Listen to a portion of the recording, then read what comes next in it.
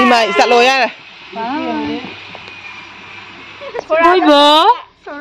Chat lagi. Betul. Angkat jiwa malah kukuria makanan Bye.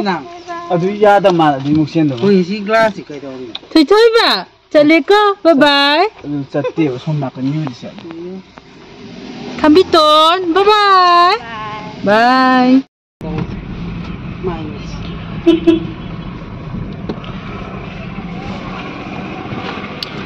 Yumdagi tholaya ngasi je World Disabled Day sutaba World Disabled Day gi oina radio loktak sel do adu duna akhoi gi oiba haidi numitse gi oina haitare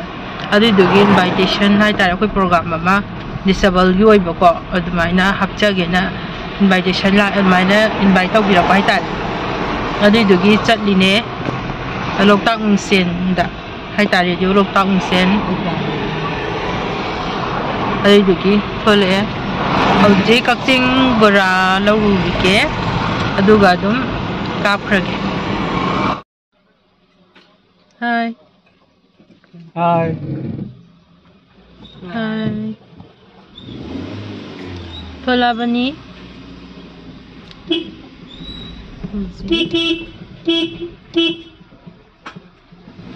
kakching bora dang lauru bike Ni sa ya da wa ni. Ya mani. To khai da. lambi amuk sem leirame Kanchipur yauraya kore video loktak sen dina singsamai da changdoi ne ba adu duga hauji pade kawa da pachang gini akoi chacha gi manakta hana chacha manakta changuraga kore tola ka tola ne adu maina tola akoi mana ba maga long bidoi ni ba ko ibani tawdoi ne yauraya Kanchipur yauraya kawada pachang urani aduga ore thola ani phalaga tawrani imana budu so kaino dai ne ba emu da gi lawdoi ne ba Mani da. ha Mani da. ang admana pungwani dai haudo man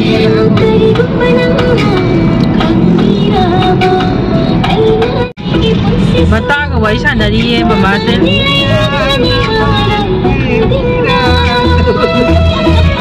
mai bitto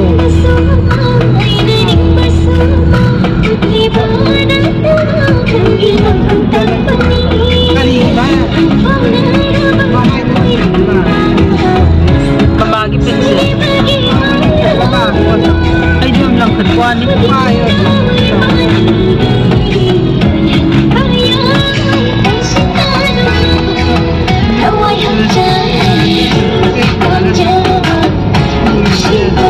ay samdo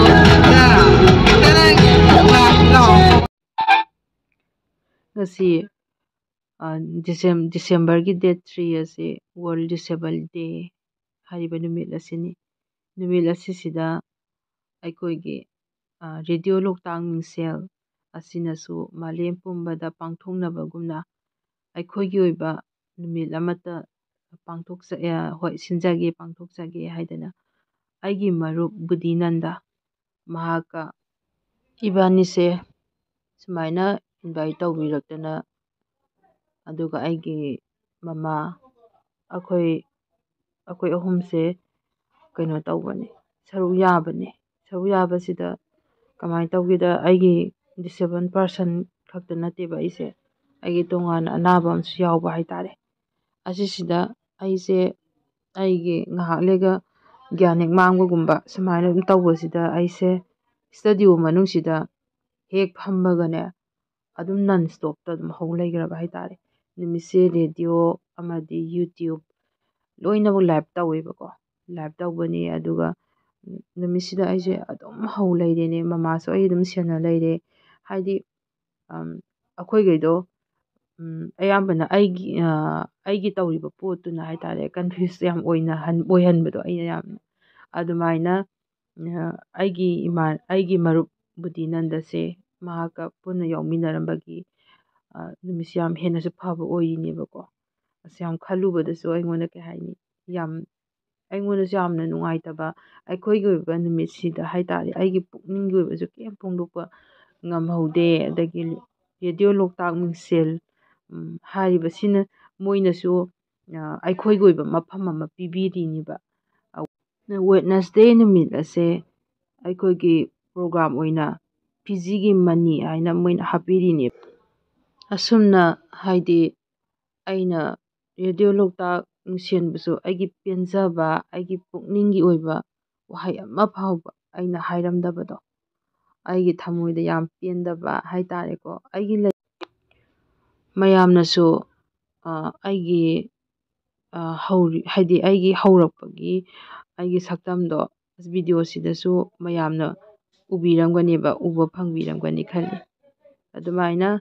ꯑꯩꯁꯦ ꯍꯜꯂꯛꯄꯗ ꯍꯥꯏꯇꯥꯔꯦꯀꯣ ꯃꯌꯥꯝꯁꯦ ꯂꯥꯏꯞꯇ ꯌꯦꯡꯕ ꯃꯌꯥꯝ ꯌꯥꯎꯕꯖꯥꯠꯅꯤ ꯑꯗꯒꯤ ꯔꯦꯗꯤꯑꯣꯗꯁꯨ ꯃꯌꯥꯝ ꯇꯥꯕ ꯑꯗꯨꯃꯥꯏꯅ ꯌꯥꯎꯔꯝꯃꯦ ꯑꯗꯨꯒꯤ ꯃꯌꯥꯝꯗꯨꯅ ꯑꯩꯉꯣꯟꯗ ꯀꯣꯜ ꯇꯧꯔ ꯈꯣꯠꯂꯒ ꯃꯌꯥꯝ ꯍꯪꯉꯦ ꯑꯩꯁꯦ ꯌꯥꯝ ꯀꯞꯄꯦꯀꯣ ꯒꯥꯔꯤ ꯃꯅꯨꯡꯗ ꯍꯜꯂꯀꯥꯟꯗ ꯑꯩꯁꯦ ꯌꯥꯝꯅ ꯀꯞꯄꯦ ꯍꯥꯏꯗꯤ ꯌꯥꯝ ꯅꯨꯡꯉꯥꯏꯇꯕ ꯍꯥꯏꯇꯥꯔꯦꯅꯦ ꯑꯩꯒꯤ ꯀꯩꯁꯨ ꯄꯨꯛꯅꯤꯡꯒꯤ ꯑꯣꯏꯕꯁꯨ ꯐꯣꯡꯗꯣꯛꯄ ꯀꯩꯝ ꯉꯝꯃꯝꯗꯦ ꯑꯗꯨꯃꯥꯏꯅ ꯑꯩꯉꯣꯟꯗ ꯌꯥꯝ ꯄꯦꯟꯗꯕ ꯌꯥꯝ ꯐꯥꯎꯋꯦ ꯃꯌꯥꯝꯅ ꯃꯈꯥ ꯇꯥꯅ ꯚꯤꯗꯤꯑꯣꯁꯤ ꯌꯦꯡꯕꯤꯌꯨ ꯑꯗꯨꯒ ꯗꯤꯁꯦꯕꯜꯁꯤꯡꯒꯤ ꯑꯣꯏꯕ ꯃꯌꯥꯝ ꯑꯁꯤꯗꯁꯨ ꯇꯥꯕ ꯐꯪꯕꯤꯒꯅꯤ ꯑꯗꯨꯃꯥꯏꯅ ꯃꯌꯥꯝꯅ ꯎꯔꯅꯤ ꯍꯥꯏꯇꯥꯔꯦ ꯃꯈꯥ ꯇꯥꯅ ꯌꯦꯡꯕꯤꯌꯨ ꯍꯥꯏꯖꯒꯦ ꯂꯧꯕꯤꯕ ꯑꯩꯒꯤ ꯏꯅꯥꯎ ꯕꯨꯙꯤꯅꯟꯗꯅꯤ ꯏꯅꯥꯎꯕꯨ ꯇꯔꯥꯝ ꯅꯣꯛꯆꯔꯤ ꯑꯗꯨꯒ ꯍꯦꯛ ꯃꯊꯪ ꯕꯨꯙꯤꯅꯟꯗꯒꯤ ꯍꯦꯛ ꯌꯦꯠꯇ ꯂꯩꯔꯤꯕꯁꯤꯅ ꯑꯩꯈꯣꯏꯒꯤ ꯏꯆꯜ ꯕꯤꯖꯌꯥꯅꯤ ꯏꯆꯜꯁꯤ ꯀꯛꯆꯤꯡꯗꯒꯤꯅꯤ ꯑꯗꯨꯒ ꯏꯆꯜꯒꯤ ꯍꯦꯛ ꯑꯦꯛꯁꯇ꯭ꯔꯤꯝ ꯔꯥꯏꯠꯇ ꯂꯩꯔꯤꯕ ꯑꯁꯤꯅ ꯏꯆꯜꯕꯨ ꯍꯦꯛ ꯄꯣꯛꯄꯤꯕꯤ ꯑꯩꯈꯣꯏꯒꯤ ꯑꯄꯣꯛꯄꯤ ꯏꯃꯥ ꯁꯨꯟꯗꯔꯤ ꯉꯁꯤꯒꯤ ꯊꯧꯔꯝꯁꯤꯗ ꯃꯌꯥꯝ ꯄꯨꯝꯅꯃꯛꯄꯨ ꯇꯔꯥꯝ ꯅꯣꯛꯆꯔꯤ ꯑꯍꯧꯕꯁꯤꯃ ꯑꯩꯒ ꯍꯦꯛ ꯊꯪꯅꯅ ꯐꯝꯕꯤꯔꯤꯕ ꯑꯩꯒꯤ ꯏꯅꯥꯎ ꯕꯨꯙꯤꯗꯒꯤ ꯍꯧꯖꯒꯦ ꯑꯩꯈꯣꯏꯒꯤ ꯋꯥꯔꯜ ꯗꯤꯁꯦꯕꯜ ꯗꯦꯁꯤꯒ ꯃꯔꯤ ꯂꯩꯅꯅ ꯑꯍꯥꯟꯕꯗ ꯀꯔꯤ ꯋꯥꯐꯝ ꯊꯝꯕꯤꯅꯤꯡꯉꯤ ꯁꯤꯝꯇꯪ ꯇꯥꯃꯤꯟꯅꯁꯤ ꯑꯍꯥꯟꯕꯗ ꯑꯩꯈꯣꯏꯒꯤ ꯃꯤꯡꯁꯦꯟ ꯔꯦꯗꯤꯑꯣ ꯁ꯭ꯇꯨꯗꯤꯑꯣ ꯁꯤꯡꯖꯃꯩ ꯆꯤꯉꯥꯃꯈꯥ ꯍꯥꯏꯔꯤꯕ ꯁ꯭ꯇꯨꯗꯤꯑꯣꯁꯤꯅ ꯑꯩꯈꯣꯏꯒꯤ ꯐꯤꯖꯤꯒꯤ ꯃꯅꯤꯒꯤ ꯊꯧꯔꯝ ꯍꯥꯏꯗꯅ ꯋꯦꯗꯅꯁꯗꯦ ꯈꯨꯗꯤꯡꯒꯤ ꯄꯥꯡꯊꯣꯛꯇꯨꯅ ꯂꯥꯛꯄꯤꯔꯤ ꯃꯁꯤꯒꯤꯗꯃꯛ ꯁ꯭ꯇꯨꯗꯤꯑꯣꯁꯤꯗ ꯌꯥꯎꯔꯤꯕ ꯑꯃꯗꯤ ꯄ꯭ꯔꯣꯒ꯭ꯔꯥꯝ ꯄꯥꯡꯊꯣꯛꯄꯤꯔꯤꯕ ꯑꯗꯨꯒ ꯄ꯭ꯔꯣꯒ꯭ꯔꯥꯝ ꯑꯁꯤꯗ ꯄꯥꯡꯊꯣꯛꯄꯗ ꯃꯇꯦꯡ ꯄꯥꯡꯂꯤꯕ ꯁ꯭ꯇꯥꯐ ꯄꯨꯝꯅꯃꯛꯄꯨ ꯑꯩꯈꯣꯏ ꯗꯤꯁꯦꯕꯜ ꯃꯥꯏꯀꯩ ꯃꯅꯤꯄꯨꯔꯗ ꯂꯩꯔꯤꯕ ꯗꯤꯁꯦꯕꯜ ꯄꯨꯝꯅꯃꯛꯀꯤ ꯃꯥꯏꯀꯩꯗꯒꯤ ꯑꯩꯅ ꯏꯀꯣꯛꯅꯣꯟꯅ ꯑꯃꯗꯤ ꯍꯔꯥꯎꯖꯕ ꯑꯃꯗꯤ ꯊꯃꯣꯏꯗꯒꯤ ꯑꯄꯦꯟꯕꯗꯣ ꯐꯣꯡꯗꯣꯛꯆꯔꯤ ꯑꯗꯨꯒ ꯂꯝꯗꯝ ꯑꯁꯤꯗ ꯂꯩꯔꯤꯕ ꯑꯩꯒ ꯆꯞ ꯃꯥꯟꯅꯔꯕ ꯗꯤꯁꯦꯕꯜ ꯑꯃꯒ ꯂꯣꯏꯅꯅ ꯍꯤꯡꯂꯤꯕ ꯏꯆꯤꯟ ꯏꯅꯥꯎꯁꯤꯡꯗ ꯉꯁꯤꯒꯤ ꯅꯨꯃꯤꯠ ꯑꯁꯦ ꯊꯣꯏꯗꯣꯛ ꯍꯦꯟꯗꯣꯛꯅ ꯑꯗꯣꯝ ꯑꯗꯣꯝꯒꯤ ꯑꯣꯏꯅꯁꯨ ꯑꯩꯈꯣꯏꯒꯤ ꯑꯣꯏꯅꯁꯨ ꯃꯤꯌꯥꯝ ꯃꯔꯛꯇ ꯇꯤꯟꯕ ꯌꯥꯅꯅꯕꯒꯤ ꯑꯆꯧꯕ ꯈꯨꯗꯣꯡꯆꯥꯕ ꯅꯨꯃꯤꯠ ꯑꯗꯨꯅꯤ ꯃꯌꯥꯝ ꯄꯨꯝꯅꯃꯛꯄꯨ ꯑꯣꯏꯅ ꯅꯨꯃꯤꯠ ꯑꯁꯤꯒꯤ ꯑꯣꯏꯅ particularly disabled community khudingmakpu aigi side dagi aduga radio mixel gi side maikai wish tawjari tapirei aduga akoigi extreme right lebiribi apokpisu masana matha nungaite na haibasida kitang mind je kra upset oi adubu budi dagi su mathang hojage horen apokpi gi su bijaga loina na dum hoge akoigi hojik karamba kari habitare sahi khuding gi sum masi United Nations na kari na akoigi disabled day si sum mathang pangthok tuna lai numit sikktang haitare ko disabled sing si gi awaba moi leiri ka se numit sikktang he khangamaga nongalaga he kawba ko sigumba sing si adum leiribra natragana ngasi nungsibiriba ningsingbiriba sumai tawdana miyam humna disabled day numisida miwanadrba mayam se dum nusibiba makoi gi damukta khanbibagi wakalunse disang sina dum leifam thoi soi matang sida inaw kari habini masigi wang se aikoina yam toina akoina so miyam amadi thoram sinbiriba numida sibu palan tawbiriba government gi official sites mayam sing da so akoina tattana hangba wahang amo ayoza tasengna hairagadi numit asi khatang oina ꯑꯩꯈꯣꯏ ꯃꯌꯥꯝꯁꯤꯕꯨ ꯃꯤꯌꯥꯝ ꯃꯔꯛꯇ ꯄꯨꯊꯣꯛꯄꯒꯤ ꯆꯠꯅꯕꯤ ꯑꯃꯈꯛ ꯃꯇꯝ ꯀꯨꯏꯅ ꯂꯤꯁꯥꯡ ꯁꯤꯠꯅ ꯑꯩꯈꯣꯏꯒꯤ ꯍꯤꯔꯝꯗꯝꯁꯤꯗ ꯑꯗꯨꯃꯛ ꯂꯩꯔꯛꯏ ꯍꯤꯔꯝꯗꯤ ꯀꯔꯤ ꯍꯤꯔꯝꯅꯅꯣ ꯍꯥꯏꯕꯗꯨꯗꯤ ꯑꯩ ꯃꯌꯦꯛ ꯁꯦꯡꯅ ꯍꯥꯏꯕꯗꯤ ꯉꯝꯖꯗ꯭ꯔꯦ ꯑꯗꯨꯕꯨ ꯉꯁꯤꯒꯤ ꯅꯨꯃꯤꯠ ꯑꯁꯤ ꯂꯥꯛꯀꯅꯤ ꯑꯃꯗꯤ ꯂꯥꯛꯄꯁꯤꯗ disabled khuding mag hai tare lamdam sidi hingliba charak na miyoi lising humpu muki thamoi da amadi lising humpu muki wakal hangliba wahang sisu ngasi ojana ngonda thambiriba wahang sipangni mayam na hang mokoi mokoi thamoi da ngasi gi wahang si sungchoi shoi na hangbiram gani atupu lamdam masida leiriba ichilinau sing ekhoi ga hingminari ba chaminari ba aidi hiram khudi mukta saruk yaminari bi ichilinau sing da disabled differently able persons manipur da leiriba mayam sing segi thamoi gi ba ngasi gi amatoiba appeal di ekhoi karimta nate ngasi ningsing base haying nongalaga kaubi ba natab ekhoi se function da puthoga kari gumba thorama ma da puthoga ekhoi bu numitugi oina wahi khra kadang hairaga thagat piram laga nongan bada ekhoi bu kari tori hain hangbi da bodo masi gi chutney bi se matam kuina lei ado ngasi 3rd December se international yoina pangthok labasu lamdam asida di pangthok di base haying that force da mui kanam tagi thamoi da mui kanam tagi wakal da disable se ningsin biga do man de mase ai gi oiwa analysis ni mase ai na lisang se na thengna jarakpa practical experience tuna haijawani ai na lamdam sida leiriba miambu haidi nakoina na natraga hakthing na warujabagi wafom kemda leijade osa koi ki ngasi gi thorom sida lengsin biribi koi gi bizya gi apokpi isanupi ki koi gi kitang samlap ko wari hai tare kamaina kamdongna koi gi sumaina oirakibano taseng namaki koi gi polakpudagi dum oirakpa adagi khangu thaptaga koi gi disabled sing si gi maru ina mid oida udaba sing si koi gi ukrul dagi lengbi ramba happy sansi yang sing bagi anaba amdagi masi mid si tam tam no uki tabane na takpire adu sigumba khudong chadaba sing si adum lei adubu budinam da adum koi wadi si makha sathake sai bijaya sing si si khajitang masa si nungai taba hana amto oidaba piwa mada kitang masa si nungai taba gi problem ma lei aduna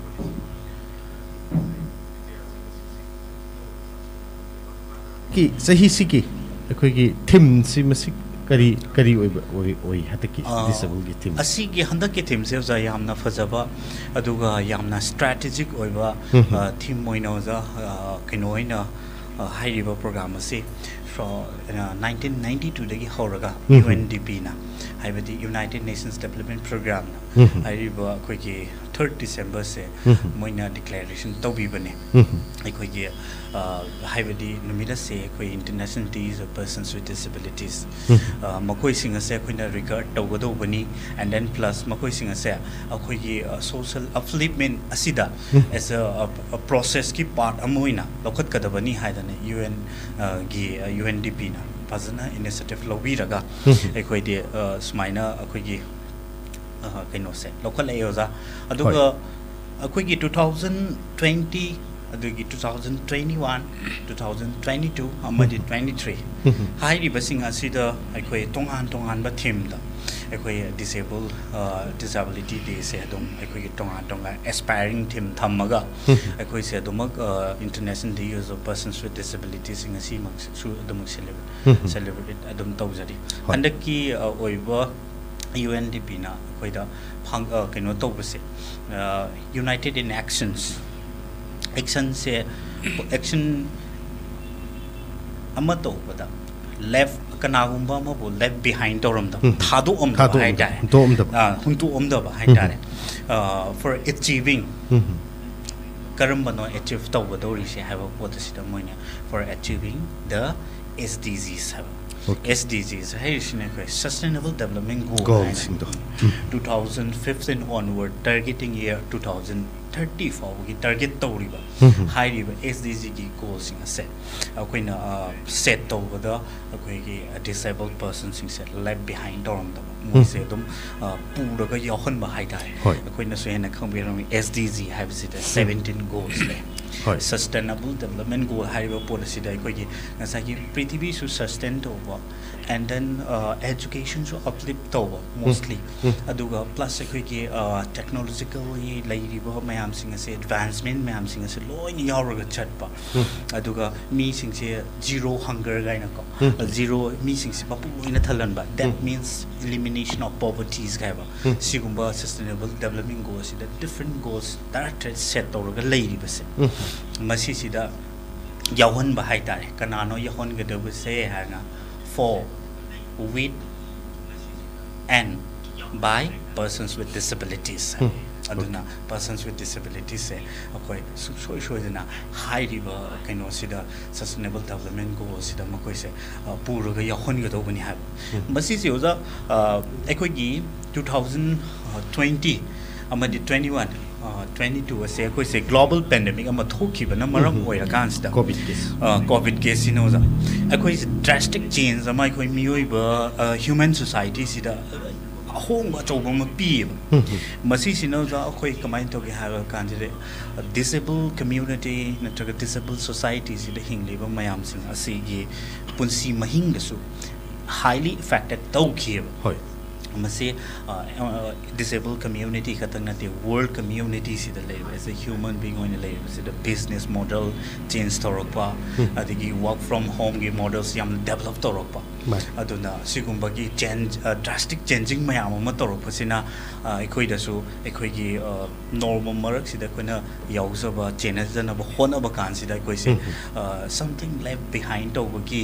activities khara layakpa aduna masi adu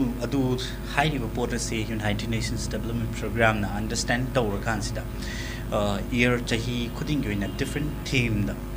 moina dum pangthok piraga ngasi su lai piklaba su pikna yi ramdam manipur sida su high riba theme du da ekoi ngasi mak su disability of celebration disability day celebration se different district da amadi state level celebration mipong khudi ma mapong khudi ma expert mayamam taw amana disabled gi matang da ekoi ge programs and policies ki matang da livelihood ki matang da adige skills development ki matang da different issues da adum mayam na ekoi da deliver to biri senior okay koi ke husiki district level da state ki oina asagi celebrate to in tapirise masi sponsor to ba kano to budi ekoi ki state government na lega na dum to bra na tragana ekoi ki sigi differently able person sing sigi koi ki tongan ba masigi loop ka leibra state ki level da karam ba district ki level da na karam ba loop leiba adi nasagi differently able person sing ki voice ama raise to ge heba targadi madugi platform ama da na tragana koi ki tongan ba koi ki civil society organization me ama mari lin of the ladies mind to dana koi ki disabled person sing gi su karam ba loop magi kaino si kamai le masigi skeletons iram da masida su organization di what palam dam nate mayam ne na loina understand to bi baduni aduna disability organization masing thingam dana le adubu masing thingam dana le riba disability organizations sing sina different ideas da makoina akoi ki thabak tawri adubu ngasi fawgi oina de akoi manipur state ki oina de active oina hauze ma gyamna hot burn the thabak tawiriba organization city khud thek laga masing pabada yaba masing ni hena kanjai at least organization koi se tadi nipan muk to oiramgani ngasi pau the disability gi field sit organization tawraga ningthina chalai raga tawri se khudam moina hire kan sida koi state platform of disability organization manipur SDPM manipur aduga spastic society manipur aduga DDAM disabled development association manipur sina chingba organization mayamama sigina chingba organization mayam sina disability ge field sida different field da high tare ajago koi gi so sports lay koi gi so cultural activities lay sigumba koi gi so education lay aduna high river organization sing asina moi gi aspiring oiba theme da different theme da makoi adum koi gi active oina thabak tori aduga plus ngasi gi celebration si oja koi state level gi oina di Department of Social Welfare Government of Manipur hiriba asina organize tawire hairaga ꯑꯩꯈꯣꯏ ꯕꯩꯒꯆꯟꯗ꯭ꯔ ꯑꯣꯗꯤꯇꯣꯔꯤꯌꯝꯗ with ꯀꯩꯅꯣ ꯍꯥꯏꯇꯥꯔꯦ ꯌꯥꯝꯅ ꯄꯨꯡ ꯑꯃꯒꯤ ꯌꯥꯝꯅ ꯐꯖꯕ drama ꯑꯃꯒ ꯂꯣꯏꯅꯅ ꯃꯗꯨ ꯁꯦꯂꯦꯕ꯭ꯔꯦꯠ ꯇꯧꯏ ꯑꯗꯨꯒ ꯃꯅꯤꯄꯨꯔꯒꯤ ꯗꯤꯁꯇ꯭ꯔꯤꯛ ꯑꯅꯝꯕꯗꯁꯨ ꯃꯁꯤꯒꯤ ꯗꯤꯁꯦꯕꯤꯂꯤꯇꯤ ꯁꯦꯂꯦꯕ꯭ꯔꯦꯁꯟꯁꯦ district social welfare officer DSO ꯑꯃꯗꯤ district aduda leiriba akoigi DPO haitare DPO haijabadi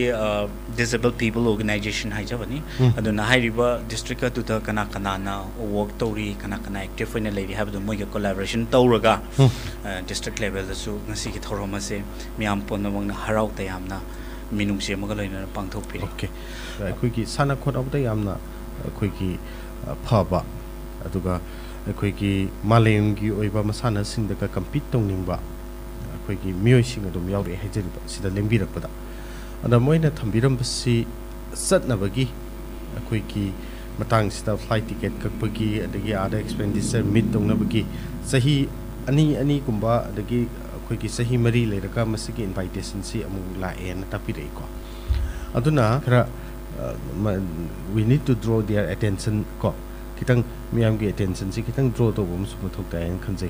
swai sida kari phongdok pini masigi matang se laktringi sida ai mamangda ai active organization khazitang maming panjaram bado do ai maming ani kitang hapsage mayam tariba mayam singna so kino ai khudak ta recall to ngamjada bagini dunga pigani ne khale tuna active oina work toriba organization na welfare association for the blind Manipur hairiba organization is specifically blind community Manipur da ladiba blind community singsida akoi kaino promote towi employment promotion hairiba organization sina towi aduga skills development program blind singi oina fazana ningtina toraga lay and on top of that providing hostels hostel supiri aduga disability students sing habadi particularly visually impaired oiraba satra singna ekoi keno higher education tamge higher gadi higher organization sina actively work toduna ngasi su satra kaya maroma ma puthokli aduga plus satra sing adugi punsi dasu mahi masing ningti na tamduna ngasi di mi oiba kaya marom su yauzare aduna ekoi ngasi sada zik mafam sida famjari bangangjari ba aihak su welfare association for the blind Manipur hairiba organization sina provide over hostel the laizaraga aigi higher education je pursue to jarakpani aduga amakoi lamdam sida leiriba chilinau sing lamdam sida leiriba well wishes sing philanthropies mayam sing sina akoi se kitang concern oibiba ma changi hana khale aina agi wakhala kai gino hai kansila ekoi se almost ekoi se vulnerable sections the leibani na ekoi na kana gumba mada ekoi funds ki dama ekoi chatna bagi request ka se tawrubada ningthi nuaina tabi raktawa adagi moi gi listening capacity for mangsilakpa haidare aduna ekoi gi fund raise gumba tawba adagi chatpa ngamdana tokhiba siguma se mayam ama yawi haidare ngasi mangangjariba isamaksu international play any power lip things da aduga national level di kusu gold medal se masing khangdana phangjagre haitare aduna international level da participation tawna na honarapada ngasai ye khoi gi fund si di paisa gi magi capital gi mathong atani koi ne na khangnai international countries ama da chatpa matham da ekoi kayam yam expensive hoi gani journey da kayam yam na tawgani and then kayam koina leigani haibagi estimated visit ma yam chong na leibani na satpa ngamde ado masi su yamna thawai wana ure sagi matau sida ko adupu adum manga sum rest loading sida ko ngasi sum isa si kayano khoi gi bijaya ke thar ga pun ahum ne ahum nupi kya nupa kya nupi ani nupa ma bijana ahan ni mana bijana ahan bijaya si khoi gi mahi masing ti num adum matik sana tambiri bra hoi ma graduation loire ado masaki sahi kya muk su badagi no bijaya gi khoi gi phibam se oira khris ma di pokpade adum oire ma gi makhong ji de makhong ani nga ani mak ni loinga adum pokpada adum khongrai challaga pok le ma je adagi doctor da pokpane hoji kanoda jenims da ma se operation to ro po adagi makhong ani mak ma se adum sumaina karan janjilaga ꯂꯩꯔꯝꯃꯦ ꯌꯥꯎꯔꯝꯃꯕ ꯑꯗꯨꯃꯥꯏꯅ ꯇꯧꯔꯒ ꯃꯥꯁꯦ ꯄꯣꯛꯑꯦ ꯄꯣꯛꯄꯗꯒꯤ ꯑꯗꯨꯃꯥꯏꯅ ꯍꯦꯛ ꯃꯥꯁꯦ ꯄꯨꯛꯅꯨꯡꯗꯒꯤ ꯍꯦꯛ ꯄꯨꯊꯣꯔꯛꯄꯗꯒꯤ ꯑꯗꯨꯝ ꯃꯈꯣꯡꯁꯦ ꯂꯥꯏꯌꯦꯡꯕ ꯍꯧꯈ꯭ꯔꯦꯕ ꯑꯗꯨꯝ ꯄꯣꯛꯄꯗꯒꯤ ꯂꯥꯏꯌꯦꯡꯉꯦ ꯂꯥꯏꯌꯦꯡꯉꯛꯄꯁꯤꯗ ꯃꯥꯒꯤ ꯊꯥ 2-3 ꯁꯨꯔꯛꯄꯁꯤꯗ ꯖꯦꯅꯤꯝꯁꯇ ꯀꯩꯅꯣꯒꯤ ꯔꯤꯍꯦꯕꯤꯂꯤꯇꯦꯁꯟ ꯁꯦꯟꯇꯔ ꯀꯩꯅꯣ ꯂꯩꯔꯦ ꯔꯤꯝꯁꯀꯤ ꯑꯗꯨꯗ ꯃꯈꯣꯡ ꯑꯅꯤꯁꯦ ꯑꯣꯄꯔꯦꯁꯟ ꯇꯧꯋꯦ ꯀꯩꯅꯣꯒꯤ ꯀ꯭ꯋꯥꯏꯊꯦꯡꯒꯤ ꯗꯣꯛꯇꯔ ꯀꯨꯟꯖꯋꯥꯁꯤꯅ ꯑꯗꯨꯃꯥꯏꯅ ꯇꯧꯔꯒ ꯃꯥꯁꯤ ꯃꯈꯣꯡ ꯑꯅꯤꯁꯤ ꯀꯩꯅꯣ ꯈꯣꯡꯐ꯭ꯔꯥꯏ ꯆꯜꯂꯝꯕꯗꯒꯤ ꯇꯧꯔꯒ ꯑꯗꯨꯐꯥꯎꯗ ꯁꯨꯃꯥꯏꯅ ꯇꯧꯔꯒ ꯑꯗꯨꯝ ꯂꯩꯌꯦ ꯃꯗꯨꯜ ꯑꯅꯤꯁꯦ ꯃꯈꯣꯡ ꯀꯩꯅꯣ ꯇꯧꯔꯒ ꯂꯣꯟꯁꯟꯅꯔꯒ ꯑꯗꯨꯃꯥꯏꯅ ꯇꯧꯗꯅ ꯃꯈꯣꯡ ꯑꯅꯤꯁꯦ ꯑꯣꯄꯔꯦꯁꯟ ꯇꯧꯔꯒ ꯂꯩꯕꯗꯒꯤ ꯆꯍꯤ ꯑꯗꯒꯤ ꯑꯃꯨꯛ ꯃꯥꯁꯤ ꯈꯣꯡꯎꯞ ꯃꯃꯜ ꯑꯌꯥꯝꯕꯁꯦ ꯑꯗꯨꯝ ꯇꯣꯡꯉꯤ ꯗꯣꯛꯇꯔ ꯊꯥ ꯈꯨꯗꯤꯡꯒꯤ ꯆꯦꯛ ꯆꯠꯂꯦ ꯑꯗꯨꯝ ꯅꯣꯏ ꯆꯦꯛ ꯂꯥꯛꯑꯣ ꯍꯥꯏꯕ ꯀꯩꯗꯧꯕ ꯇꯧꯕꯁꯦ ꯈꯣꯡꯎꯞꯁꯦ ꯃꯈꯜ ꯑꯗꯨꯝ ꯁꯤꯜꯂ ꯇꯣꯡꯉꯒ ꯃꯥꯒꯤ ꯃꯈꯣꯡꯁꯦ ꯆꯨꯝꯕ ꯌꯥꯉꯥꯏ ꯍꯥꯏꯗꯅ ꯗꯣꯛꯇꯔꯉꯩꯁꯤꯅ ꯑꯗꯨꯝ ꯍꯣꯠꯅꯔꯒ ꯑꯩꯁꯨ ꯉꯝꯕ ꯂꯦꯚꯦꯜꯗ ꯏꯆꯥꯁꯤ ꯈꯤꯇꯪ ꯍꯥꯏꯔꯒ ꯑꯗꯨꯝ ꯍꯣꯠꯅꯔꯦꯕ ꯑꯗꯨꯅ ꯍꯣꯠꯅꯕꯗꯨꯗ ꯃꯥꯁꯤ ꯃꯈꯣꯡ ꯑꯅꯤꯁꯤ ꯐꯖꯅ ꯈꯔꯗꯤ ꯑꯗꯨꯃꯥꯏꯅ ꯂꯩꯔꯝꯕꯗꯒꯤ ꯆꯨꯝꯃꯛꯑꯦꯕ ꯐꯅ ꯆꯨꯝꯃꯛꯄꯗꯒꯤ ꯃꯈꯣꯡ ꯑꯅꯤꯁꯤ ꯆꯨꯝꯃꯛꯑꯦ ꯆꯨꯝꯃꯛꯑꯒ ꯃꯣꯏ ꯗꯣꯛꯇꯔꯅ ꯑꯃꯨꯛ ꯍꯥꯏ ꯈꯤꯇꯪ ꯆꯍꯤ 2 ꯂꯩꯔꯒ ꯃꯁꯥꯒꯤ ꯆꯍꯤ 2 ꯁꯨꯔꯛꯄ 3 ꯁ꯭ꯋꯥꯏꯗ ꯑꯣꯄꯔꯦꯁꯟ ꯈꯤꯇꯪ ꯆꯥꯎꯅ ꯑꯃꯨꯛꯀ ꯇꯧꯔꯤꯁꯤ ꯅꯠꯇ꯭ꯔꯒꯗꯤ ꯍꯥꯏꯗꯤ ꯀꯩꯅꯣ ꯇꯧꯔꯣꯏꯅ ꯍꯥꯏꯌꯦ ꯗꯣꯛꯇꯔꯁꯤꯡꯁꯤꯅ ꯑꯗꯨ ꯍꯥꯏꯕꯗꯒꯤ ꯑꯗꯨꯝ ꯍꯣꯏ ꯍꯥꯏꯅ ꯑꯩꯈꯣꯏ ꯂꯩꯔꯒ ꯑꯗꯨꯝ ꯃꯁꯥ ꯆꯍꯤ 2 ꯊꯥ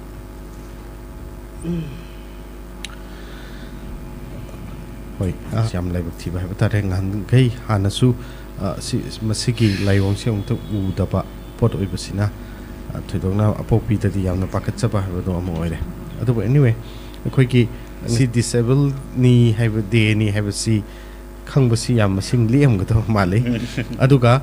ꯑꯩꯈꯣꯏꯒꯤ ꯗꯤꯁꯦꯕꯜꯗꯗꯤ ꯃꯤꯄꯨꯝ ꯈꯨꯗꯤꯡꯃꯛ ꯂꯣꯏꯅ ꯈꯪꯂꯝꯒꯅꯤ 100ꯒꯤ ꯃꯅꯨꯡꯗ 99%ꯗꯤ ꯑꯩ ꯊꯥꯖꯩ ꯉꯁꯤꯁꯤ ꯗꯤꯁꯦꯕꯜ ꯗꯦꯅꯤ ꯍꯥꯏꯕꯁꯦ ꯑꯗꯨꯅꯗꯤ ꯁ꯭ꯋꯥꯏꯁꯤꯗ ꯑꯗꯨꯝ ꯑꯩꯈꯣꯏꯅ ꯃꯁꯤꯒꯤ ꯁ꯭ꯄꯦꯀꯨꯂꯦꯁꯟꯁꯦ ꯑꯗꯨꯝ ꯄꯤꯕ ꯌꯥꯔꯦ ꯍꯥꯎ ꯐꯥꯔ ꯑꯩꯈꯣꯏꯒꯤ ꯂꯩꯔꯤꯕ ꯑꯦꯕꯜ ꯄꯔꯁꯟꯁꯤꯡꯁꯤꯅ ꯗꯤꯁꯦꯕꯜꯁꯤꯡꯁꯤꯒꯤ ꯃꯔꯝꯗ ꯅꯠꯇ꯭ꯔꯒ ꯊꯣꯏꯗꯣꯛꯅ ꯏꯃꯨꯡ ꯃꯅꯨꯡꯗ ꯂꯩꯃꯤꯟꯅꯕ ꯃꯤꯑꯣꯏ ꯈꯔꯈꯛ ꯅꯠꯇꯅ ꯅꯣꯔꯃꯦꯜ ꯄꯤꯄꯜꯁꯤꯡꯗꯤ ꯃꯥꯒꯤ ꯑꯆꯤꯟꯕ ꯃꯥꯒꯤ ꯊꯕꯛ ꯆꯠꯄꯗ ꯑꯣꯏꯔꯒꯁꯨ ꯑꯗꯨꯝ ꯆꯠꯂꯒꯁꯨ ꯃꯁꯤ ꯅꯤꯡꯁꯤꯡꯗꯦ ꯍꯥꯏꯕꯁꯤꯃꯗꯤ ꯁ꯭ꯋꯥꯏꯁꯤꯗ ꯍꯥꯏꯗꯣꯏꯅꯤ ꯕꯤꯖꯥꯛꯀ ꯐꯣꯡꯗꯣꯛꯄꯤꯌꯨ ꯉꯁꯤꯁꯤ ꯏꯆꯜ ꯀꯔꯤ ꯅꯨꯡꯉꯥꯏꯇꯕ ꯂꯩ ꯍꯛꯆꯥꯡꯗ ꯑꯗꯒꯤ ꯉꯁꯤꯒꯤ ꯅꯨꯃꯤꯠꯁꯤꯗ ꯀꯔꯤ ꯊꯃꯣꯏꯗ ꯀꯔꯤ ꯐꯥꯎꯏ ꯇꯁꯦꯡꯅ ꯑꯩꯁꯦ ꯑꯩꯒꯤ ꯏꯁꯥꯒꯤ ꯑꯅꯥꯕ ꯑꯃ ꯑꯩ ꯂꯩꯕ ꯑꯗꯨꯃꯥꯏꯅ ꯑꯣꯏꯕꯗꯨꯒꯤ ꯍꯥꯏꯗꯤ ꯃꯌꯥꯝꯗ ꯑꯩꯒꯤ ꯐꯣꯡꯗꯣꯛꯅꯤꯡꯕꯗꯤ ꯃꯌꯥꯝ ꯑꯃ ꯂꯩꯖꯩꯌꯦ ꯑꯗꯨꯒ ꯍꯥꯏꯗꯤ ꯑꯩꯅꯗꯤ ꯍꯥꯏꯗꯤ ꯁꯔ ꯈꯣꯏꯗꯒꯤ ꯃꯌꯥꯝꯗꯗꯤ ꯑꯩꯅ ꯍꯥꯏꯅꯤꯡꯕ ꯐꯣꯡꯗꯣꯛꯅꯤꯡꯕꯗꯤ ꯃꯌꯥꯝ ꯂꯩꯖꯩ ꯍꯥꯏꯇꯥꯔꯦ ꯑꯗꯨꯒ ꯑꯩꯒꯤ ꯇꯣꯉꯥꯟꯅ ꯑꯩꯒꯤ ꯏꯁꯥꯒꯤ ꯑꯅꯥꯕ ꯑꯃ ꯂꯩꯕꯁꯤꯅ ꯑꯩꯉꯣꯟꯗ ꯍꯥꯏꯗꯤ ꯌꯥꯝ ꯄ꯭ꯔꯣꯕ꯭ꯂꯦꯝ ꯑꯣꯏ ꯍꯥꯏꯇꯥꯔꯦ ꯑꯗꯨꯗꯨꯅ ꯌꯥꯝ ꯌꯥꯝ ꯅꯨꯡꯉꯥꯏꯇꯦ ꯑꯗꯨꯒ ꯍꯥꯏꯗꯤ ꯑꯩ ꯍꯥꯏꯗꯤ ꯍꯥꯏꯅꯤꯡꯉꯤꯕꯁꯤꯡꯗꯣ ꯑꯩꯅ ꯐꯣꯡꯗꯣꯛꯄ ꯉꯝꯖꯗꯕꯗꯣ ꯑꯗꯨꯃꯥꯏꯅ ꯑꯣꯏꯕꯩꯅꯦ ꯍꯥꯏꯗꯤ ꯍꯧꯖꯤꯛ ꯀꯩꯅꯣ ꯑꯃ ꯍꯥꯏꯅꯤꯡꯉꯦ ꯈꯣꯠꯅꯤꯡꯉꯦ ꯍꯥꯏꯔꯒꯁꯨ ꯑꯗꯨꯝ ꯏꯁꯥꯗ ꯄꯟꯕꯗꯣ ꯑꯗꯨꯃꯥꯏꯅ ꯇꯧꯋꯦ ꯑꯗꯨꯗꯨꯅ ꯍꯣꯏ ꯑꯩꯒꯤ ꯃꯃꯥꯅ ꯑꯩꯒꯤ ꯑꯣꯏꯕ ꯈꯔꯕꯨꯗꯤ ꯃꯃꯥꯅ ꯁꯨꯃꯥꯏꯅ ꯐꯣꯡꯗꯣꯛꯑꯦꯗꯅ ꯑꯗꯣ ꯍꯥꯏꯗꯤ ꯑꯩ ꯄꯨꯔꯥ ꯍꯦꯟꯅ ꯃꯄꯨꯡ ꯐꯥꯕꯗꯣ ꯑꯩꯅ ꯉꯝꯗ꯭ꯔꯦ ꯍꯥꯏꯇꯥꯔꯦ ꯑꯣꯀꯦ ꯀꯩꯁꯨ ꯀꯥꯏꯗꯦ ꯑꯗꯨꯕꯨ ꯏꯆꯜꯅ ꯉꯁꯥꯏꯒꯤ ꯁꯥꯡꯈ꯭ꯔꯕ ꯂꯝꯕꯤꯁꯤ ꯂꯥꯛꯄꯤꯔꯒ ꯑꯩꯈꯣꯏ ꯉꯁꯤꯒꯤ ꯊꯧꯔꯝꯁꯤꯒꯤ ꯌꯥꯝ ꯄꯤꯛꯅ ꯁꯤꯟꯖꯕꯅꯤ ꯑꯗꯨꯕꯨ ꯇꯥꯕꯤꯔꯤꯕꯗꯤ ꯃꯌꯥꯝ ꯑꯃꯅꯤ ꯂꯤꯁꯤꯡꯅ ꯈꯨꯖꯤꯡ ꯑꯣꯏꯔꯒ ꯍꯧꯖꯤꯛꯁꯨ ꯇꯥꯔꯤꯀꯣ ꯁꯤꯗ ꯏꯆꯜ ꯂꯥꯛꯄꯤꯔꯝꯃꯤ ꯍꯥꯏꯕꯗꯨꯒꯤ ꯀꯩꯅꯣꯁꯤꯃꯗꯤ ꯃꯤꯌꯥꯝꯒꯤ ꯅꯥꯀꯣꯡ ꯌꯧꯕꯁꯤꯃꯛ ꯌꯥꯝꯅ ꯅꯨꯡꯉꯥꯏ ꯃꯌꯥꯝꯒꯤ ꯊꯧꯖꯥꯜꯗꯒꯤ ꯏꯆꯟꯁꯨ ꯍꯛꯆꯥꯡ ꯀꯟꯈꯠꯄ ꯑꯣꯏꯔꯁꯨ ꯉꯁꯤ ꯍꯥꯏꯕ ꯅꯨꯃꯤꯠꯁꯤꯗꯒꯤꯀꯣ ꯃꯗꯨꯒꯤ ꯋꯤꯁꯃꯁꯨ ꯅꯕꯨꯡꯒꯤ ꯃꯌꯥꯝꯒ ꯍꯨꯠꯁꯤꯜꯂꯒ ꯄꯤꯖꯒꯦ ꯑꯗꯨꯒ ꯉꯁꯥꯏꯒꯤ ꯑꯄꯣꯛꯄꯤ ꯏꯃꯥꯒꯤ ꯉꯁꯥꯏꯒꯤ ꯋꯥꯔꯤ ꯃꯇꯦꯛꯇꯨ ꯏꯃꯥ ꯑꯣꯏꯅ ꯃꯇꯦꯛ ꯑꯃ ꯁꯨꯝ ꯐꯣꯡꯗꯣꯛꯍꯟꯁꯤꯀꯣ ꯕꯤꯖꯦ ꯀꯥꯏꯗꯦꯀꯣ ꯏꯆꯜꯅ ꯏꯃꯥꯅ ꯉꯥꯡꯉꯤꯗꯨꯗ ꯉꯥꯡꯅꯤꯡꯉꯁꯨ ꯑꯗꯨꯝ ꯍꯥꯏꯕꯤꯔꯛꯑꯣ ꯃꯔꯛꯇ ꯑꯗꯨꯝ ꯐꯦꯟꯖꯟꯕꯤꯔꯛꯑꯣ ꯉꯁꯥꯏꯒꯤ ꯗꯣꯛꯇꯔꯅ ꯑꯣꯄꯔꯦꯁꯟ ꯃꯊꯪ ꯇꯧꯈꯤꯕꯒꯤ ꯃꯇꯥꯡꯗꯣ ꯑꯝꯇꯪ ꯆꯠꯊꯕꯤꯔꯛꯑꯣ ꯍꯣꯏ ꯑꯗꯨꯃꯥꯏꯅ ꯇꯧꯗꯅ ꯑꯣꯄꯔꯦꯁꯟꯁꯤ ꯆꯍꯤ 2 ꯈꯤꯇꯪ ꯍꯦꯜꯂꯛꯄꯁꯤꯗ ꯑꯃꯨꯛꯀ ꯑꯣꯄꯔꯦꯁꯟꯁꯤ ꯇꯧꯔꯦ ꯈꯤꯇꯪ ꯆꯥꯎꯕ ꯑꯣꯄꯔꯦꯁꯟ ꯍꯥꯏꯇꯥꯔꯦ ꯃꯦꯖꯔ ꯑꯣꯄꯔꯦꯁꯟ ꯑꯃ ꯇꯧꯔꯦ ꯃꯈꯣꯡ ꯑꯅꯤꯁꯦ ꯍꯥꯟꯅ ꯗꯤꯄꯣꯖꯤꯠ ꯊꯝꯃꯨ ꯍꯥꯏ ꯑꯃ ꯈꯨꯠꯂꯥꯏꯒꯤ ꯃꯈꯣꯡ ꯑꯅꯤꯁꯦ ꯌꯣꯠ ꯃꯌꯥꯝ ꯑꯃ ꯂꯦꯡꯉꯦꯕ ꯌꯣꯠꯁꯤ ꯃꯌꯥꯝ ꯑꯃ ꯂꯦꯡꯕꯗ ꯄꯩꯁꯥ ꯃꯇꯝꯗꯨꯗ kano manga deposit tau hai adum tau re ai je ngam na ngai hona re dai tau badagi makhong ji operation tau re ani ga adum kha samtak na adum di re ge adumaina tau re makhong ji tha ma pura le rem sta ina ma je adum pora ga adum tumba cha ba ka em ja dre ngang ji yot ma am leng amina ma ji tum lai yu ju ya de ba sa ji nuai ta ba ge ai do adum tau da na ma ji ayung tin mi dang tha ma ji dum pora ga ja ji adum mo na re ba adu da lai mi na ba ahal ma lai ma ma khwang nai na ma na hai as ibe ma nang je am nung si nang tau ri je yam chu na ha oire adu ga nang na sa ji ge ho na ba da nang tha ma na sa ji pora ga lai ba tum ba ja ba khang da gai lai ba je u ra ga ima de am nuai te yam thuna pha ba chu oi san wo na ma ima ji na hai ba ma tam da angang chu oi de ba ima tam du da sahi kon ka tang ngai de ba okay ai ta yim chung ta pan thu sa da na mai tau da na tau ga la e da mai na lai ra ga la ko da gi dum yum ji da hal la e doctor na ya ni cha lo na cha pa da gi yo chi chat la ga la i ne ba no chung chat le la ga khong up se ma ma ya me mo da tong ba se ma tam da li sing gi ma tak ta dum tong e ba khong se ma tham du gi li sing e se ya me ba dum ya me ba an mai tau da na ma gi hot na ba si dum hot na re ai si ya di ma khong ji tang kha ra de na doctor na su ma gi ji ki tang ai kai ai ni ma gi saru je adum maru da gi ayamba adum phajana chok lok pa pot oi bani na mo na kitang mo layeng ma si dum changani na dum hai doctor na de ano phare na mai tau da na doctor na hai ba kanu si da dum check chat la ga khong si khang di ba matam da mon si ma khong na chat pa su ma sahi ahum changa ko sai da gi chat le ba hoi alum san sa ha ga san ju pura cha da bi so sing ga lin chat pa gi mo je asmai na dum chat le ba ma ji adum chat pa du da khong up se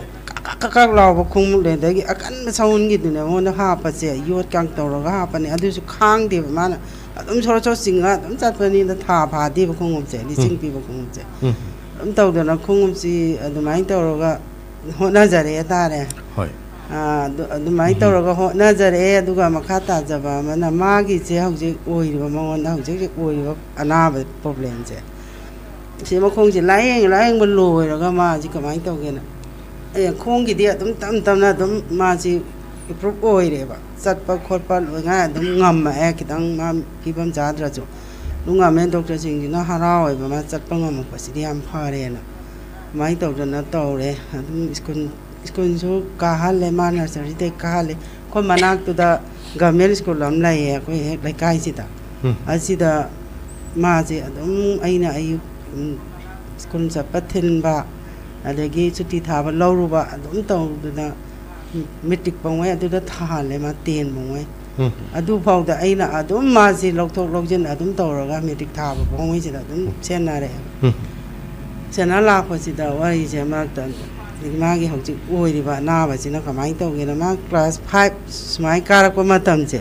asi da gi ma gi khangau da bi da dong ko wan tha bi jum chat la ma ju kai nom chen chan bi adum ai to ba si to re ba ma kai no ne dum khal le ba ho ji khal la ga dum ma si kanu to da ba ya ro na doctor da pu ge na dum ku da hai di hau rok ba ga khang ba ga doctor da dum pui ma tam du da doctor bias si je da pu ma du bias ni ko ma ni a mangwon da pui ga di bi ni gi lai ba ma gi clinic je mangwon da yeng wa chu cha hi an ni pora ma gi hidak si sa ga la yeng ba si dum ngam hai di pha ni di hai moi na pha ba di chu ngam da ba mai to ro ga ngam dre na doctor je ma mo heram ni da mo hong e kanu gi psychiatric mangwon da mo ma gi ma na chu pha ni kem to ro dum ha ra mangwon da chu cha hi ani mu ki hidak si sa re alu su o pha tre ngam dre ba ngam da dai de ai chi ai ying chi ge na wa khan je dum khala ko ma tam da mo kanu gi uri po ki doctor surase asida mo mi na ha ko da gi mo nong chat le chat pa china su mai to da na mangwon da chat le chat pa su ma gi chu chahi ani ahum pha ge to ngoi hida gi sa re sa ba dum phat re chahi tare mu ki hau gre ba pha ba na ngam da ba paisa chu ting ba matam chu mang ba ana ba di pha ba su ngam dra adum tawar laibadagi ai Dr. Surasta yengbadagi di ai Guwahati da chatkena Dr. siga tanaraga mana Guwahati da Dr. Nirogi Dr. anda Dr. sita haijari refer tawbiyo maji isaji amtang aina ngamba lebenda Guwahati bawdi amtang pujagi ai yenge magi anabaji matamduda aina haiji kamai tawgada Dr. Surasina magi brain hangdaba yaro hairappa MRI lawraga brain da kaino malayena haire adu matamduda ai mata am sai matamduda isa nupa yam siliba pisak pi aina siliba ngangje mabuk thaibane ai kok siam sare adagi ho ai gi history se dum to ai phumage ai sagi ngata wena dum lirage namai tawdana Dr. siga tana ramana adudi phare na ai adu harakpada ai wan ken aims ta chatlo ha ba delhi da Dr. Surasna matamda ai Dr. paisa si kya changada ge na hangma matamda laktar kuma changani hai ai matam sida matha sare amna isa su layeng ningi paisa gi su problem oi yumda mi gi su problem oi ba isa su chen banina ma chat padai adum compulsory yaw da ba oi banina ai na tradi ya da banina dum lai ai matha sare yumda sala khanna ra ga ai matha saman na ai Guwahati di chatpang ngani Guwahati di yaw ga ai si Guwahati na kari har kono yeng ge moina su dumaina operation brain hang da bai aro har ga na ai dum hang de ga na khala salema jena si kono gi Guwahati gi hasira refer tawbi ba su Dr. Surasna adu da chale dum khutak tak kui da bida dum nongni ni lai ba ga dum chale sa si pura ga akhoi ni khatang chatle ada de khoi ta da man di lai ram ne Dr. ga lon phang no na ba na anum aina kanu tawra lai ram yesi da gi de khoi ni khata dum chale 2000 matam no kaino da 13 da rang 12 la 13 la dum oi adi ma sahi taram ki mama mai na chale chapa da gi de do hafta ma lai re ya da so moina phajana yengbi phajana kai hani ma ge anaba si mar kanu si history si am thigal leba na re po si kokta operation laite de haire Dr. sina MI kai report dom jenge si ji lo ba kai do ba no yeng kana ma moina hai kai si laite nang na cha gi nang wa no operation to ngai da ka laite ma kokta na ba laite ma di tension ne na dumaina Dr. sina confirm oi re ba agi Dr. na tension na oi rak pani ma gi history si ai liyo na li ba ma po pa da gi hujik phau gi ma gi history liyo na ina dum li de adu history to ta ba da gi na so hai re ma gi kokta na ba laite adu ma tension ni ma phajana loina ma ngon da yam tension pi ga no mung manung gi leita lai ra ma ngon da ta hang ga no adi mama pa oi ba noina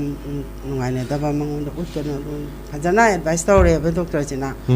ai de hoi hai na dum ai che harau re ba yam na ngai re segi koki kokta ma lai hai ba gi awa ba to ma thang da adi di thang ga ra ga ai si adu mai tau da na la ga muina hai Dr. Lenin gi ta matam da mamang da su Dr. Lenin ji da na layeng am ba ne du ka lam ne adu na Dr. Lenin gi da to adu chao adagi noina amangon da adum check chat lo adu mai hai re ma layeng ga si hidak thang ai leiti ba ma de mai tau da na tawrok pa ni do hojik se adum tawri yam nungai wari si ta ba da khoi kare hai ta re thamoi da yamna hoi kari hai ta re masi lamchal lu da ba mit da sangjang uba bizya khoi ki wari matek sim ta ba da gi khoi na khangbu ya ba si mama na masa si kyam nuksi ge ha ba si Vijayagi mana lori ba thudang sida adum ataba sing na su adege khoi na su loin khangi ko khoi gi APJ Abdul Kalam na heramba asing banu sibadi mama na macha nu sibani habasi masi maksum basani Vijayagi mama na Vijayabu tha ama supna RIMS hospital da poraga leiba habasi nipana kaisu masi ngamoi khoi hoi pangal ngaki kanba bauti helambe adubu nung yauna thamoi yauna macha nu sibagi kaino mafam ama chauna leibani na masigi thona ama isorna taibang sema mapuna mama ibising da piram bazani aduna wari sitabada khoigi aduki matik hojik phawbagi leiriba thaksida masabu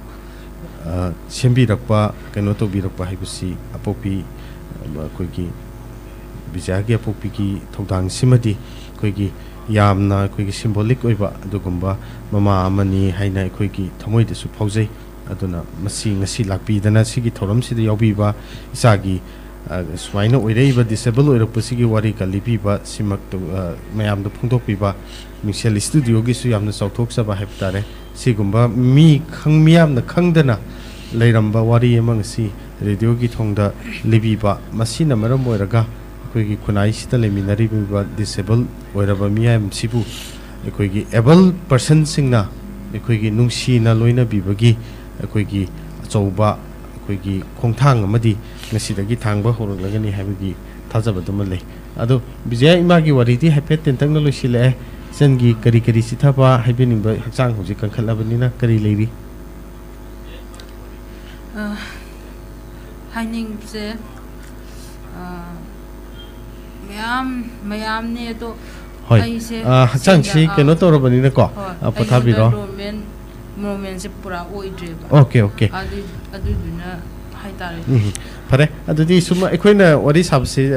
tabiro ngasi ji ekoi pung ahum dagi tabiningba kajik sumaina wari si ekoina cheyolom gi manungda khara khara suma wa nungai thengnari ba khutong sada ba kari maram dagi sumaina oikiba madu sigi mayam si sum tattana ekoi gi mayam gi nakong si da sum yairagadi soidan maki ekoi gi leminari ba able person sing sigi achouba minung si khoi gi makhoi ki kai khumnaba soidan maki athubada phangba ngamgani habigi thajabadu lei budi kari habini size adune kara so emotional oiru ko ina matam kuina hai tare disabled persons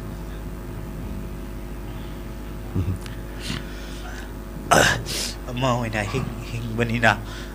khoi gi awabagi wari hai tare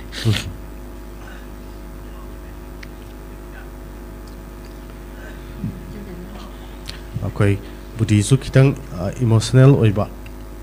ngasi si loinamak phaminariba khoi singsi loina emotional ore marwena khoi gi na budinanda si Bijaya gi apopina ngasagi Bijaya gi wari to sumli bada mamitegi mapi tarakpani ngasaidagi adu kari habatare ngasagi disable singsi amana wabada amada thamoida panba maramdi wari ba singsi manadragasu awaba haibadumadi punna thengnamina banina amagi awaba wari tabraga amana nungaitaba aduna thoram tabiriba ikoi punimak mixel studio na ikoi gi Mimanatraba, a disabled person singing the Mutakan and Thoram Simadi, a miss Tobiganu,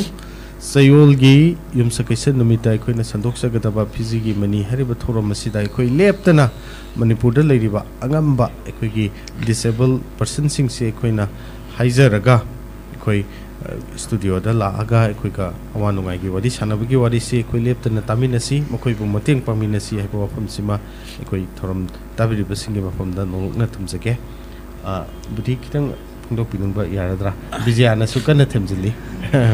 budi bijayana ngasai nongai tabda budi na muk makhut masaka si paibi dana yamna nuksiba machin mapa oibagi haibata ko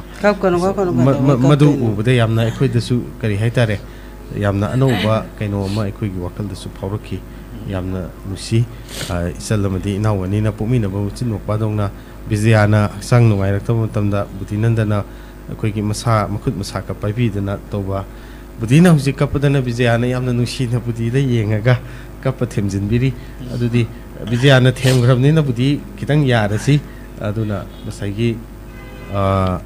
yamna ngasai phungdok sekiba ekoi ki wari haijarage aisu ekoi gi disabled singi wari si thoram oine hek pu thorko matamda mayam sina loisil haning da bagi wafam ama hojikti laabra na khali aduna phiji gi mani gi thoram si khajik ti miyamna nungsibiba thoram ama ekoi bu nungsibiba nate ekoi lengbirakli ba studio de lengbirakli ba disabled person singbu gi boy si khajik taba hore e hena loba yarabra na khali saisida kitang nungai bagi wahai haigedra mayam sida appreciation oiba wafam kitang phungdok piram ngasi aroi radio lokta ki listener mayam nakhoi mayam bo hakthing na aina ikok no khurum jaba ngamjadraga su ngasi thorom sigi khudong chaba lorga nakhoi pumnamakpu aini koknona amadi towiman khangbodo nakhoi gi nafamda uchari aduga nakhoi mayamgi mafamda aigi amandi disable mayam singi mahut silaga aina haijaningbadi akhoisu nakhoi dona hingba pamjai aduna akhoina hingnanabo honarakpada nakhoi so nakhoi angamba mateng khasik akhoi pangbiu laiminariba kayoi lekai himung manungna akhoi bu nungsina tawbidragati akhoi hingbagi asa tatana mangi aduna akhoi hingbagi asa se laiminariba nakhoina su pibiu tabiriba mayam pumnamangna su ngasigi thoromase makhatana akhoi pangthorakpadasu tatana akhoi bu pukning wakal thona handanaba mihamda nungsibu wari ke amarom karam ni hingli karam maina lili haiba pumnamakto radio lokta ka loinena mayang yum pamda khusina jage mayamna so adom gi thamoi amadi pukning wakalna nungsiba amaga loinena aikhoibu hinganingbi asagi yening chongnana bagi honarakpada nakoi mayamgi matengsu phangbiu haibaduni yamna khoi ki emotional oiba khoi appeal ni thorom tabiri basing mapunda thambirisi inau buddhisendra si hoji manipur university da khoi Master of Arts, Political Science, lower matungda equigi research scholar oina equigi research tongnabagi khong thangjin ba haura aba adugumba inauni aduga equigi physigi manigi su han ba episode tasaru yabikiba inausi Union Public Service Commission equigi UPSC gi examination phawdi equigi thagani habigi set pa thajaba ma lei equigi mimingsel studio madi lamdam sigi miam dagi inauda kanna hona biraga koigi mai pakpa oiba ngabiro haiba wisi pizage aduga isan bizaya ngasi kasingdagi koigi mingsel studio singjamai chingamatag impal da lakpiba apokpi ima koigi sagi damakta struggle yamna torokpa mama singi manungta ngasi gi lithokpiriba wari simadi kitang yamna unique oiba ekhoina tajabada haiba tare tha ama masabu sungtha thadana poba hoi wafam sida karigidi tharo dege adubu pungkun marigi manungda pungkun angang poraga leiragadi masi achauba araiba thabak amadi natre aduna si mamana masabu ki agi matik nungsi habadu ngasi bizayage popina ngasi gi wari sida mukka achaubu khudam ama oire aduna lengbira kugi damakta ekhoi gi maiki degi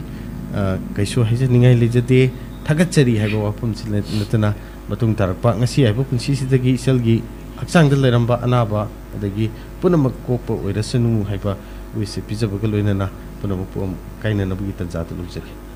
thagachari